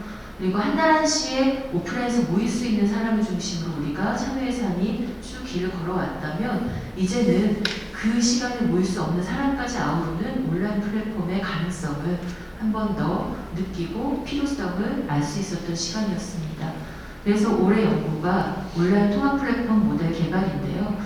마치 코로나 예견했던 것처럼 제가 작년에 연구주를 잡았거든요. 3에서 10년을 맞아서 한 번 더 도약을 하기 위해서는 온오프라인 플랫폼이 통합적으로 설계되어야 된다라는 문제의식 속에서 연구주를 잡았는데 마침 시의적절한 연구였던 것 같습니다. 지금 옆에도 앉아 계시지만 참여구정팀 행정부서와 같이 협력적으로 연구를 진행했습니다. 10번이 넘는 연구회의를 행정과 계속 꾸준히 추진해왔고요. 그 결과 내년 21년 사업 예산, 온라인 플랫폼 예산 사업 계획을 저희가 이제 계획을 세우게 되었습니다. 그래서 연구가 연구에서 그치지 않고 고민을 통해 어떤 사업의 계획으로 결실을 이제 만들어내는 그런 구체적 목표를 가지고 시작된 연구였고요. 다양한 시민들의 목소리를 담는 플랫폼이 중요하다. 근데 이것은 그냥 사이트 하나 만드는 것에 그치지 말아야 된다라는 문제의식이 분명히 있었습니다. 작년에 저희가 주민들의 제안 과정을 조금 더 세밀하게 설계하는 그런 정책과정 발굴의 재설계를 작년 연구를 통해 진행을 했고 이 과정에서 행정과 수기하고 주민들이 서로 수기하는 수기공론장의 중요성을 참아냈습니다. 그리고 이제까지 주민 참여가 열심히 일어났음에도 불구하고 은평구가 정책 추진 시에 주민 의견을 얼마나 반영하는가 주민들은 아직도 보통이라고 느끼시는 거예요. 그리고 주민 의견을 반영하는 방식에도 주민 제안을 저희가 열심히 받았지만 그래도 아직도 좀 부족한 부분이 있다. 그리고 주민 참여 증대를 위해서 더 많은 정보가 필요하고 참여를 더 많이 할 수 있는 기회가 필요하다. 그래서 저희가 이런 어떤 설문조사를 근거로 해서 조금 더 채널의 다각화와 그다음에 참여를 실질화시킬 수 있는 그런 시스템이 필요하다는 것을 이제 파악할 수 있었습니다. 그래서 작년에 연구 결과에 이어지는 올해 이제 플랫폼을 고민하면서 일단 국내의 사례를 쭉 살펴봤습니다. 이런 그림이 있었어요. 저희가 여러분의 전문가들을 모시고 자문회의도 하고 세미나도 했었거든요.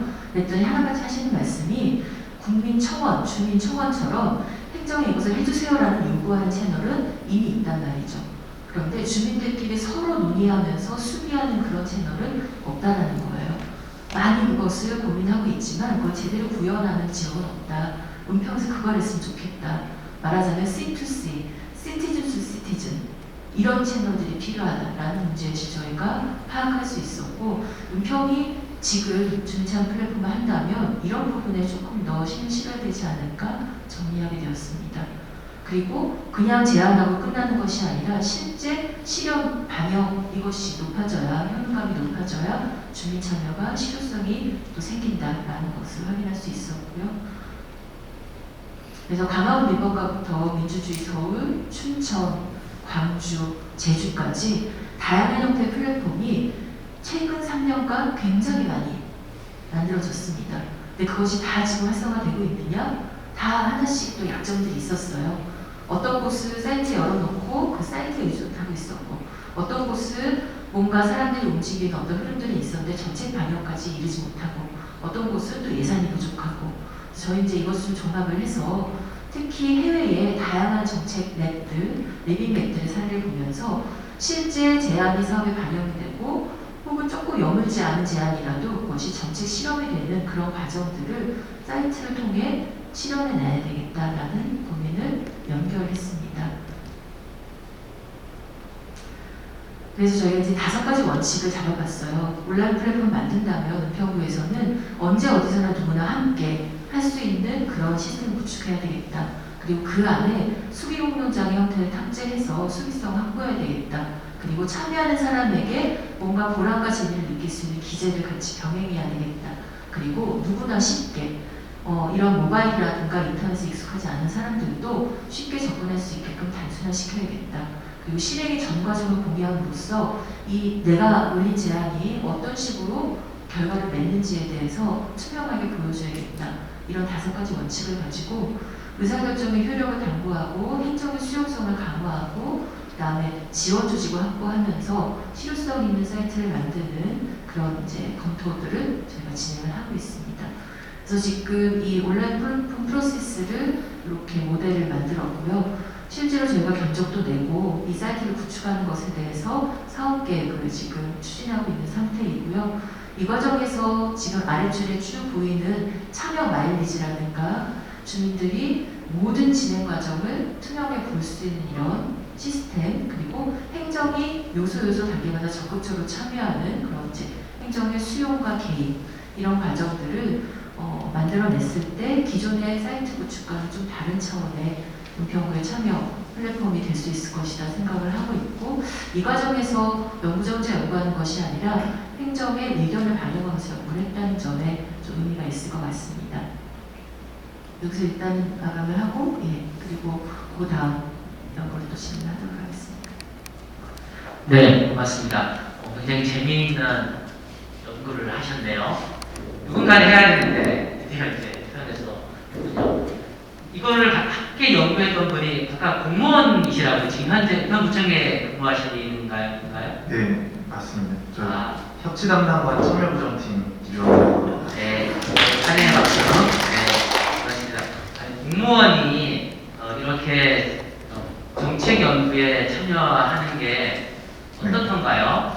아니 어색하기도 할 테고, 아니면 우리 뭐 국장님 과장님께서 눈치 안 주시는 거예요? 지금 일해야 되는데 왜 연구하고 아니요, 이게 시작하게 된 게 역시 조정관님께서 제안을 하시는 것도 있기도 했는데, 제가 원래 정책연구단에 대해서 기대가 좀 많았습니다. 이제 행정 업무를 하면서 단순히 예전에 했던 업무를 그대로 하는 것이나 예전에 했던 선임들이 했던 것을 따라하는 그런 행태가 아니라 변하는 이제 세대에 맞춰서 어떻게 해서 좀 더 주민들이 만족감을 느낄 수 있게 하고 효율적으로 할 수 있게 하려면 연구가 필요할 텐데, 그것을 좀 기관 조직적으로 이루어지고 있는 게 없던 차에 은평구에서 정책연구단이 생겼기 때문에 과연 이게 어떻게 이루어져 갈까, 어떤 결과가 나올까 굉장히 좀 기대감이 있기도 했고요. 제가 이제 그것을 단순히 연구하시는 분들만 하는 게 아니라 행정을 했던 사람도 참여해서 함께 할 수 있었던 게 좀 신선한 기회였습니다. 이게 또 은평 연구단이 또 이제 미움받을 거야. 다른 데서 여기는 연구할 때 공무원까지 참여해가지고 연구를 하는구나, 이런 모델들이 지금 나온 거고요. 혹시 어때요? 이거 연구를 하게 되면 항상 공무원들은 이거 쓰임새가 있어야 하잖아요. 이 연구를 통해 가지고 그러면 앞으로 우리 은평구에 어떠한 변화를 가져왔으면 좋겠다, 그런 희망도 있었을 텐데요. 네, 이제 연구를 통해서 이번 온라인 플랫폼에 대해서 좀 말씀을 드리자면은, 이번에 온라인 플랫폼을 구축하는 거에 대해서는 솔직히 크게 어려움은 없었습니다. 그냥 단순히 온라인상에서 구현하는 것은 중요한 것이 아니었고, 오히려 민주주의에 들어가서 주민이 갖고 있는 권리를 어떻게 실현시킬 것이냐, 현재 우리가 살아가는 사회에서 주민이 갖고 있는 권리가 제대로 반영되고 있느냐, 이런 것들에 대한 고민부터 시작을 해가지고, 안 되는 부분은 무엇이며, 현재 구현되어 있는 이제 다른 플랫폼을 보자면은 주로 청원 형식의 이런 거 해주세요 라고 제안을 하게 되면은 그거에 대해서 답변을 하는 식으로 그치는데, 그것이 아니라 실질적으로 실현을 해내기 위해서는 무엇이 필요하냐, 이런 고민이 이제 굉장히 깊게 이루어졌었습니다. 근데 이게 쉽지는 않았던 것이, 한 사람의 의견이 모든 사람의 의견이 아닌 경우도 있고, 이것이 꼭 그렇게 해야만 되는 경우가 아닌 경우도 있기 때문에, 그런 수기하는 과정이 꼭 필요하면서 현실적으로 뭐 인력 부분이나 아니면 예산 부분이나 법 제도 부분이나 이런 모든 것들을 검토하는 그 과정이 너무 힘들지 않아야 되고, 그 과정에 참여하시는 분들이 나름의 의미를 느낄 수 있게끔 설계를 하는 게 너무 쉽지는 않았었는데, 그런 부분들이 잘 반영되기를 소망합니다. 아, 그렇군요. 사실 이게 연구의 내용도 있지만 이 행정의 실현 가능성, 두 가지가 접목이 되는 게 되게 중요하잖아요. 네, 그런 의미가 있는 것 같고요. 혹시 김현장님, 그거 아까 프로세스 안도 이미 다 나왔고 그렇잖아요. 그런 게 좀 구현이 되면 좋겠다. 아까 살짝 앞으로 말씀을 해주시긴 했는데, 이게 언제쯤에 구현이 될 것 같아요? 지금 뭐 사이트 만드는 것로만 치면은 4개월 정도, 4-5개월 정도 이제 기간이 걸린다고 해요. 근데 저희가 주민참여위원회 위원장단과 그다음에 행정분들 웹사이트를 쭉 하면서 의견을 좀 들었거든요. 그래서 이제 어떤 요소들을 넣어야 될지 그래서 이제 은평형으로 좀 만드는 그런 과정들이 필요할 것 같고요.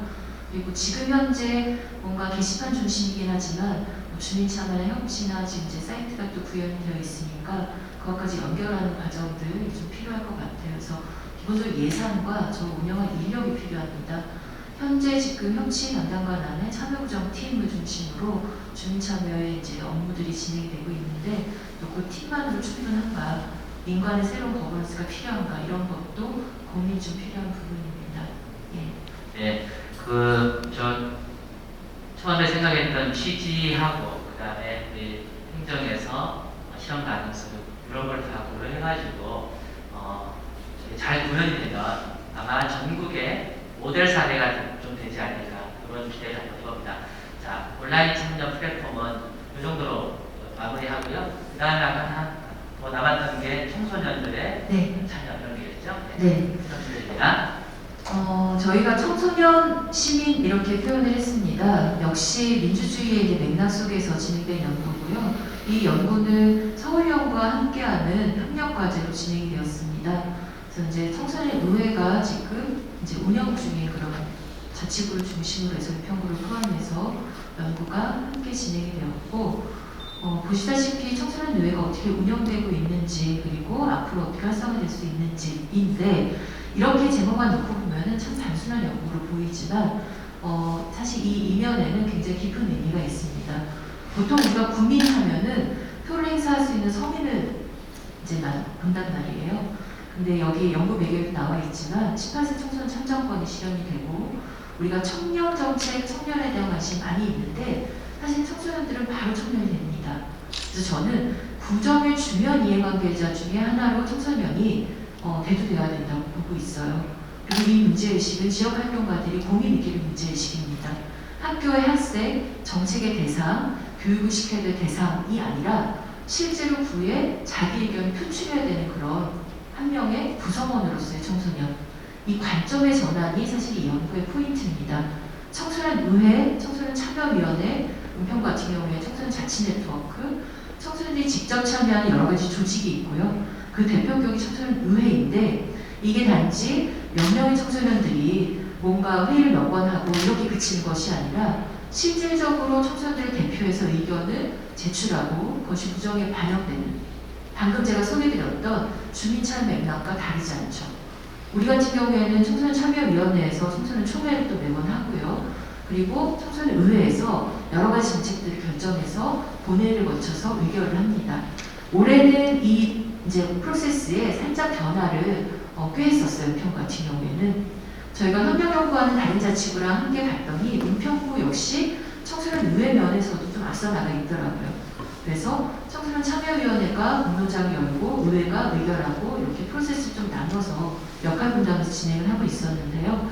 이 과정을 살펴보고 은평과 많이 고민하고 앞서 나가고 있긴 하지만 진짜 청소년들이 지역 구성원으로서 참여의 권리를 행사하는 그런 의회의 활성화 방안은 무엇일까?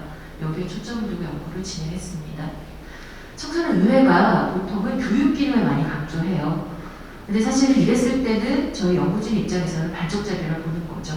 토론하고 교육하고 그다음에 어떤 경험의 차원에서 의회가 그친다면 그냥 프로그램의 하나일 겁니다. 그것이 아니라 실제로 은평 구민의 일정 비중을 차지한 청소년들의 의견을 반영하는 그런 통로로서 청소년 의회가 기능을 해야 된다라는 측면이 있고요. 그렇지만 한시적 한계가 있습니다. 학생의 중심으로 추천을 받고 직접 공부하는 친구들도 있지만 4, 50명 되는 청소년 의회의 어떤 규모 속에서 정책을 제안하고 의결하고 이런 과정이 꽤 많은 역량이 필요하고요. 그 다음에 행정부서와의 연계도 필요합니다. 그런 것들이 조금 또 미진한 부분도 있고요. 그래서 이제 이런 어떤 부분들을 보완해야 되는지 실제로 참여한 청소년이 어떤 의견을 가지고 있는지 이런 부분에 집중해서 조사를 했습니다. 함께 협력 연구를 하고 있는 자치구들의 의회 현황을 종합해보면은 선거를 통해서 의원을 뽑는 데도 있어요. 은평 같은 경우에는 추천과 직접 공모, 반반 이제 취하고 있거든요. 그래서 아마 자치구마다 주력하는 모델들이 조금 다릅니다. 은평구 같은 경우에는 적당한가 이런 것도 살펴보는 초점 중에 하나입니다. 그래서 의회 구성에 대해서 살펴보고요. 그다음에 의회 주로 활동, 어떤 활동인가 좀 살펴보고요. 그리고 의회 또 운영 기관에 대해서 살펴보는 세 가지 차원에서 설문조사 설문조사를 진행했어요. 전 자치구가 같은 문항 설문을 했고 저희 은평구가 특별히 부과해야 될 문항 몇 개 추가해서 이제 은평구 청소년위에 참여했던 청소년들은 44명이 참석했습니다. 설문조사에 참여했고요. 그 중에서 답변을 좀 들어보면은 의회에 참여한 이유 이런 것들이 이제 나오는데요. 1, 2순위가 은평구 같은 경우에는 대체로 청소년위에 참여하는 친구들이 긍정적인 자기 경험을 가지고 있는 걸 알 수가 있습니다. 오늘 이 슬라이드에는 다른 구와의 직접적인 비교를 제가 넣지는 못했는데요. 자기개발이라든가 지역세 문제 직접 해결, 특히 저기 2순위로 나왔지만 1, 2순위를 이렇게 선택하게 돼 있거든요. 지역세 문제를 직접 해결한다. 이런 차원에서 은평구 참여 청소년들이 조금 더 뚜렷한 경향성을 보였고요. 그다음에 청소년의회에서 청소년 의견이 얼마나 수렴이 되고 있는가, 그리고 의회 안에서 얼마나 논의 안건을 자율적으로 운영하는가 이런 측면에서도 긍정적인 답변을 했습니다. 그리고 의회의 효능감에 있어서도 정례의 운영 주도성이라든가 의회가 결정한 내용의 정책에 얼마나 반영되는가에 대해서도 긍정적인 답변을 했습니다. 그리고 무엇보다도 청소년의회 의사결정이 어른과 청소년의 동등한 입장에서 결정이 이루어져야 된다. 이건 또 희망사항이기도 하고요. 근데 이런 의미를 가지고 있지만 어려운 점을 많이 느끼고 있었습니다. 일단 정보 부족, 시간 부족입니다. 그리고 그럼에도 불구하고 의회 경험을 좀 가장 의미 있는 것은 정책을 발굴하고 제안하는 것이 너무나 의미가 있다라고 답변을 했습니다. 그리고 앞으로 의회 활성화를 위해 필요한 것은 시간이 좀 필요하다. 우리에게 이런 활동할 수 있는 시간을 달라. 그리고 실질적으로 그 시간을 제가 소유했을 때 인센티브 이런 또 기재가 있었으면 좋겠다. 또한 결과 실질적인 반영이 필요하다. 효능감이죠. 앞으로 청소년의회가 중점 둬야 될 기능으로는 의결할 거는 정책 반영으로 어떻게 확대시킬 것인가, 이게 이제 가장 중요하다. 그리고 또 특이할 만한 점은 사회 이슈에 대한 견해를 표출할 기회를 의회를 통해 가졌으면 좋겠다. 이런 의견을 보여주고 있습니다. 실제로 당사자들을 저희가 백수회를 진행했는데요. 청소년의회를 필요한 것을 표출하고 실천하는 장으로서 생각하고 있었습니다. 그리고 특히 참여구정팀, 청소년 지원팀 내서 청소년 의회 활동을 이제 많이 지원하고 있었는데요. 거기 담당자가 또 수년간 청소년들과 직접적인 교류를 하면서 뭔가 청소년들이 참여하는 효능감을 높이는데 조금 더 영향을 주고 있었어요. 근데 이것도 반대로 담당자가 바뀌게 되면 어떻게 될지 모른다는 의미이기도 하거든요. 그래서 청소년들의 참여를 조금 더 시스템화하는 것이 필요하다. 현재 담당자가 잘한다고 그 다음부터 기약할 수 없기 때문에 이 참여를 어떻게 구조할 것인가, 이런 고민이 좀 되고요. 그럼에도 불구하고 청소년의회가 이런 점을 변해야 된다. 제가 넘기질 않았네요. 조금 더 책임성, 청소년의회에게 좀 맡겨달라는 거죠. 좀 더 우리가 충분히 토론하고, 그 다음에 참여, 다양한 참여의 통로가 필요하다. 이런 얘기들을 진행을 했습니다. 그래서 저희가 완벽하게 이제 지금 정책 지원을 도출하지는 못했지만 지금 잠정적으로 몇 가지 이제 뽑아낸 것들은 일단 참여의 효능감을 높여야 된다. 그리고 아까 온라인 플랫폼 말씀드렸듯이 수기 공론장을 온오프라인으로 확대해서 청소년들이 특히 모바일과 온라인에 또 능한 청소년들이기 때문에 다양한 의견을 받을 수 있어야 된다. 그리고 역량 강화를 하면서 청소년들이 활동을 할 수 있게끔 뒷받침해야 된다. 그리고 조금 더 외연을 확대해 보면은 청소년 시민이라는 존재감, 그 권리를 확대하는 것이 필요하다. 그래서 의회가 단지 시민교육의 장 정도로 그냥 요 안에서 노세요라는 정도가 아니라 조금 더 본격적으로 그 의회가 지역의 어떤 일을 결정하는 그런 작업들. 그래서 저는 구의회와 학교와도 좀 적극적으로 더 연결해야 된다고 보고 있고요. 그 다음에 학생의 추천 중심을 탈피해서 청소년 의회를 좀 더 대표성을 가진 그런 이제 사람들로 구성하는 것이 필요하다. 그래서 어떻게 보면은 지역의 주민 참여에 바로미터, 그리고 좀 더 미래지향적인 어떤 지표가 되는 것이 청소년 의회 활성화가 아닐까라는 그런 이제 문제의식을 가지고 연구를 진행하고 있고요. 이제 결론을 좀 이제 내리려고 하고 있습니다. 연구하면서 보니까요, 핀란드 같은 경우에는 굉장히 일찌감치 청소년들의 참여를 적극적으로 하고 있더라고요. 우리가 북유럽 사례를 많이 들고 있는데 왜 그런지 알 것 같더라고요. 실제로 청소년 구성 대표성부터 시작해서 정책에 참여하는 것을 굉장히 강력하게 지원하고 있었고요. 그 다음에 이 과정에서 온라인 플랫폼에서 제가 말씀드렸지만 수기라는 과정을 계속 또 탑재하고 있었습니다. 그래서 저는 두 연구를 통해 그 면면에 깔린 것을 또 수기민주주의의 실현이라고 봅니다. 단순한 참여나 주민의 제안이나 투표를 넘어서서 어떤 문제에 대해 서로 토론하고 의견을 또 바꿔나가고 이런 합의해 나가는 그런 과정이 우리가 은평구가 또 그 다음 단계 나가야 될 민주주의 단계가 아닐까 싶고요. 이랬을 때 시민 참여가 선순환될 것이다 라고 생각을 합니다. 그래서 제가 좀 비유를 해봤는데요. 플레이펌프라고 뭔가 이제 약간 열악한 지역에 뭐 물도 부족하고 이런 곳에 이렇게 아이들이 노는 놀이기구를 통해 자연스럽게 물이 펌핑되는 이런 장치가 좋겠다 해서 부안을 해서 적정 기술로 제안되었었대요. 근데 실제로 이게 실패했다고 합니다. 여기 보시다시피 아이들이 이렇게 놀지 않았다라는 거예요.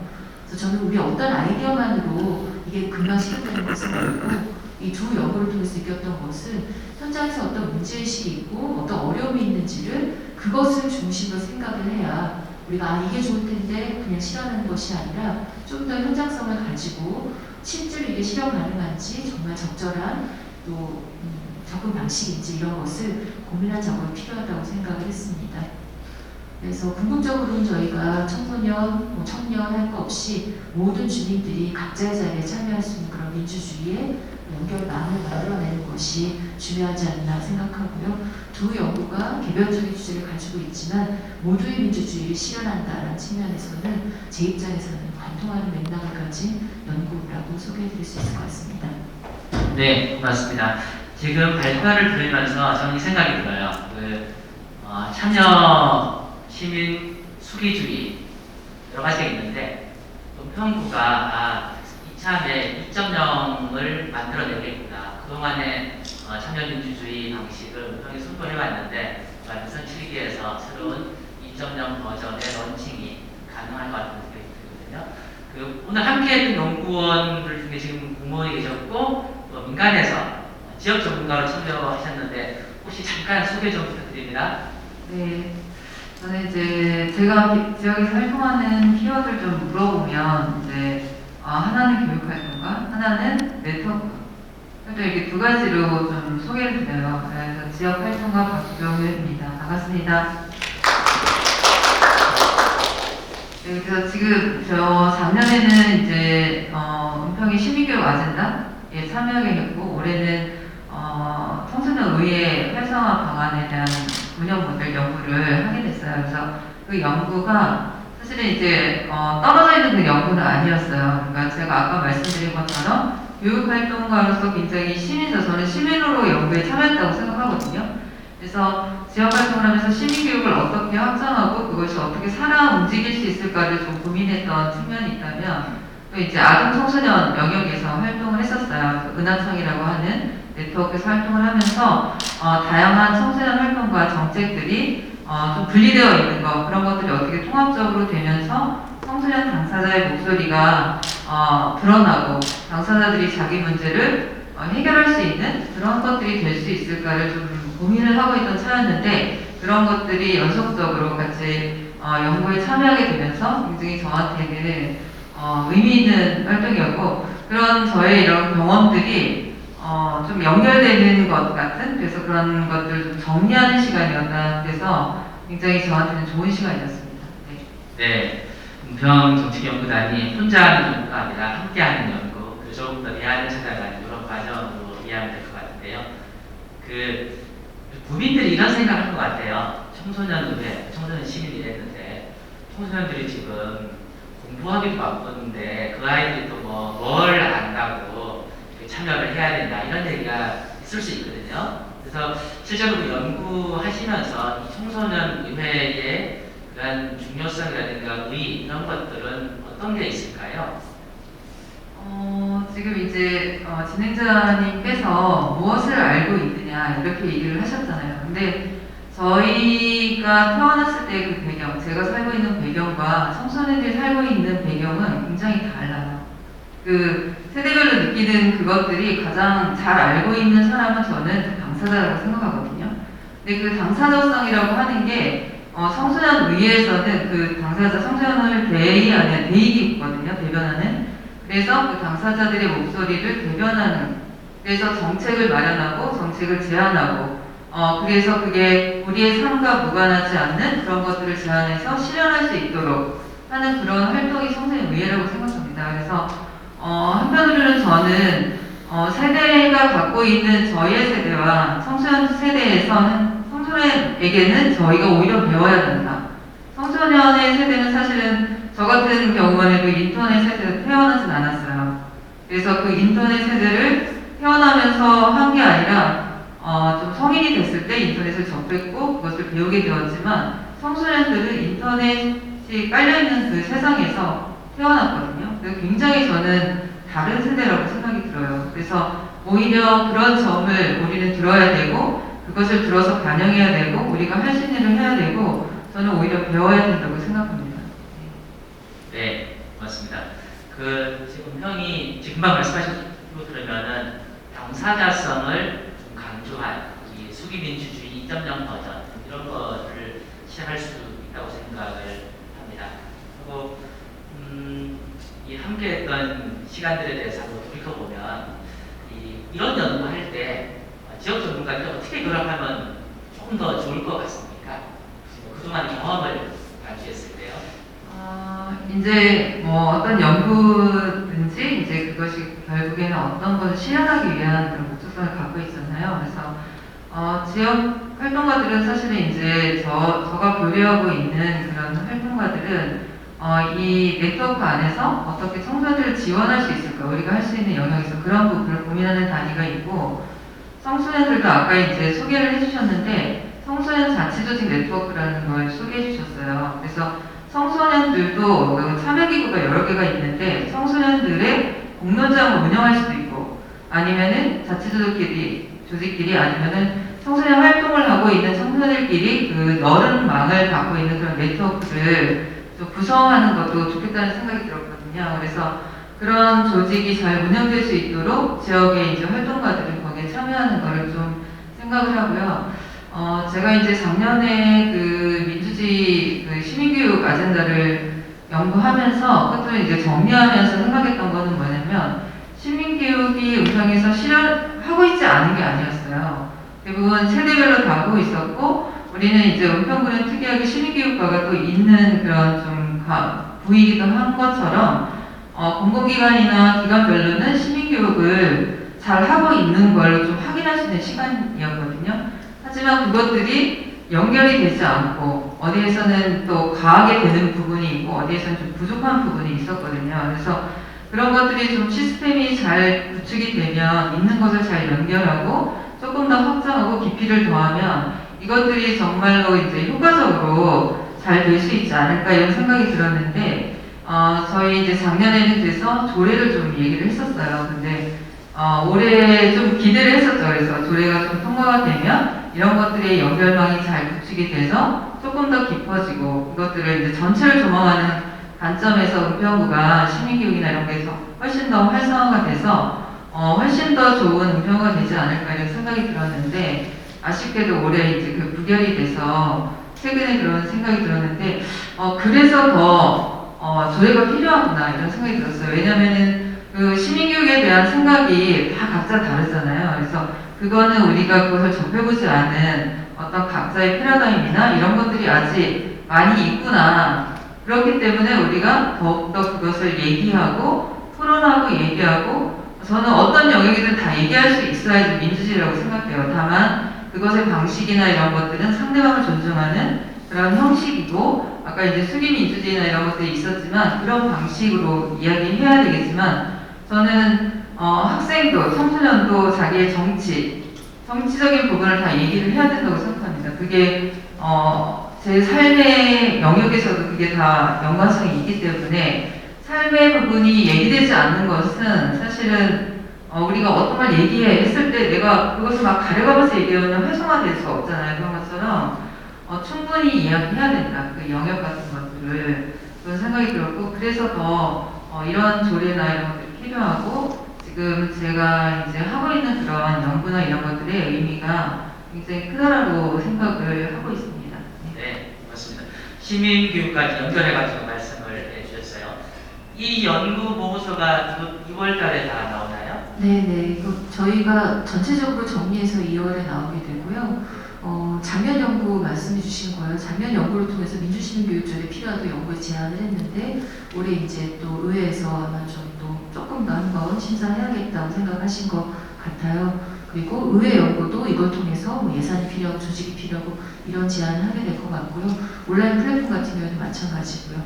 그래서 사실은 이제 이런 연구가 제안하는 정책, 예산, 조직 이런 것들이 작년에도 있었고 올해도 있을 예정이고 이것이 반영된 데는 시간차도 있고 여건의 차이도 있겠지만 어떤 방향으로 나아가야 된다는 것만큼은 분명한 연구에서 짚어볼 예정입니다.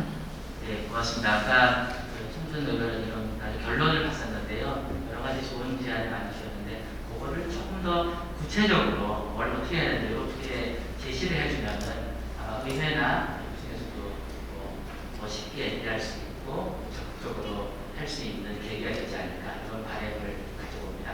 자, 오늘 시간 감사합니다. 감사합니다. 네, 고맙습니다.